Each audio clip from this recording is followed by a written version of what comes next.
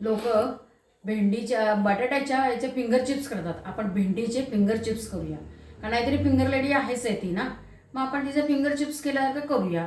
कसं करायचं सांगते. तर मोठी भेंडी होती, तिला धुवून मी पुसून घेतलेली, मागचा पुढचा देठ कापलाय आणि त्याला असं लांबडं फिंगर साईजचे कापून घेतलेले. आता मी हे एका भांड्यात काढून घेते. आता त्याच्यामध्ये मी डाळीचं पीठ घालणार आहे.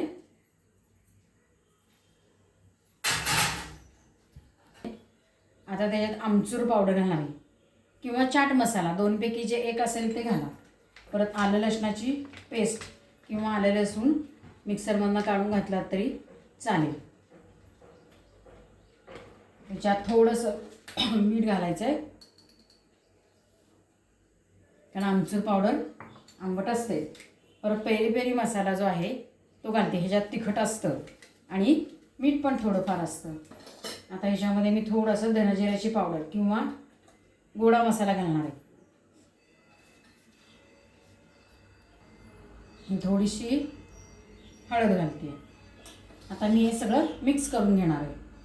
आपले हे फिंगर्स तयार झालेले आहेत, लेडी फिंगर्स तयार झालेले. आता हे मी तेल गरम करत ठेवलेलं आहे. आपलं तेल गरम झालं का बघूया, एखादं टाकून झालेलं आहे. आता ह्याच्यामध्ये काय करायचं, हे असं सुट्टं सुट्टं टाकून घ्यायचं.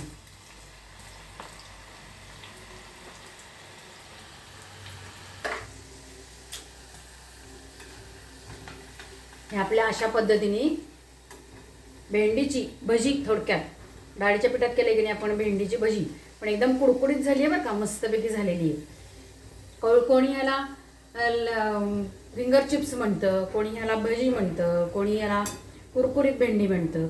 आपल्या मनाला येईल ते आपण द्यायचं. फक्त करताना चविष्ट आणि चांगलं करायचं, म्हणजे ते जे केलं आहे ते खाऊन संपून जाऊन तृप्त झालं पाहिजे म्हणून असं छानपैकी करायचं आहे. काय काय गोष्टी हे अशा पद्धतीने घरातले लेडी फिंगर्सचे भजी करायची आहे आणि मस्तपैकी खायचं. लाईक कर, शेअर आणि सबस्क्राईब करायचं. घरचं खायचं आणि मस्त राहायचं.